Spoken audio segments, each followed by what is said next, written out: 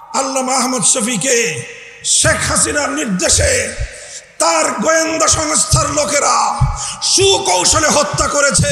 তারা আল্লামা নূর হোসেন কাসেমীকে ষড়যন্ত্রমূলকভাবে হাসপাতালে গিয়ে গোয়েন্দা সংস্থার লোকেরা হাসপাতালকে ব্ল্যাকমেইল করে, কবজা করে, নিয়ন্ত্রণ করে, কোন প্রাণঘাতী ঔষধ প্রয়োগ করে নূর হোসেন কাসেমীকে তারা হত্যা করেছে।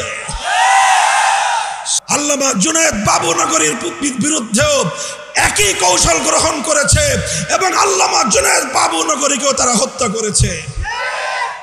বড় দুঃখ পরিতাপ নিয়ে আজকে কথাটা বলতেছি আমি।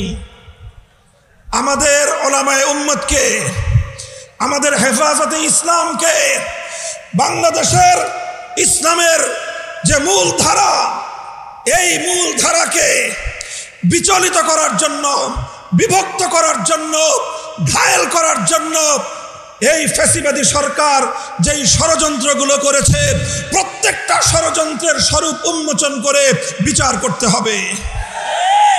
এই সরকার আল্লামা আহমদ শফীকে হত্যা করেছে। কেন করেছে? আল্লামা আহমদ শফী রহমতুল্লাহি আলাইহিকে সুকৌশলে হত্যা করে আল্লামা জুনায়েদ বাবুনগরী সহ তার অনুসারীদেরকে ঘায়েল করার জন্য ফাঁদ পেতেছে। কাজেই প্রথম আল্লামা আহমদ শফীর হত্যাকাণ্ডের সঠিক তদন্ত হতে হবে। যারা আল্লামা আহমদ শফীর পক্ষ হয়ে আল্লামা জুনায়েদ বাবুনগরী সহ আমাদের বিরুদ্ধে এই অপবিত্র কর্মকাণ্ডের সম্পৃক্ততা করার চেষ্টা করেছিল, তাদেরকে রিমান্ডে নিয়ে জিজ্ঞাসাবাদ করতে হবে সরকার কেন তাদেরকে দিয়ে এই কাজ করিয়েছিল। প্রথম কথা, আল্লামা আহমদ শফীকে শেখ হাসিনার নির্দেশে তার গোয়েন্দা সংস্থার লোকেরা সুকৌশলে হত্যা করেছে।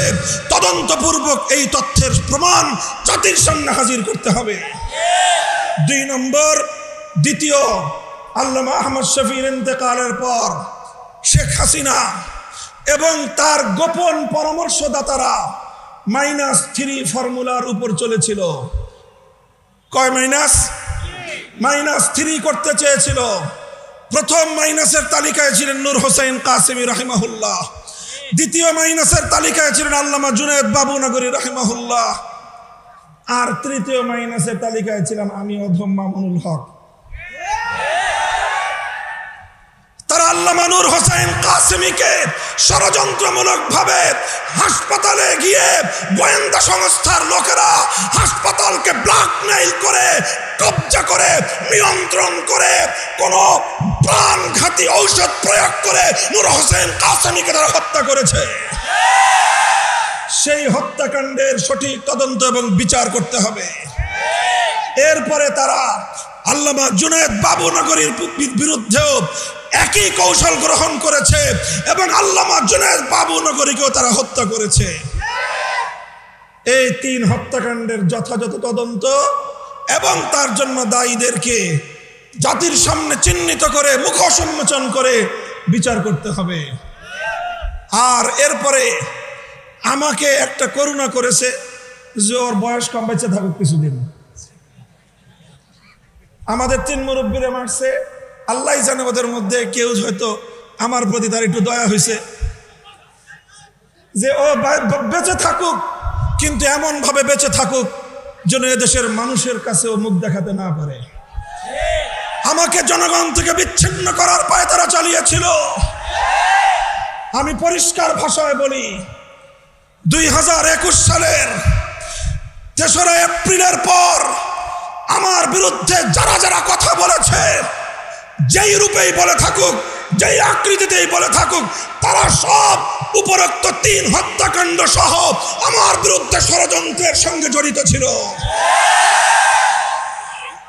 ব্যাপারটাকে কেউ আমার ব্যক্তিগত বিষয় হিসেবে বিবেচনা করবেন না।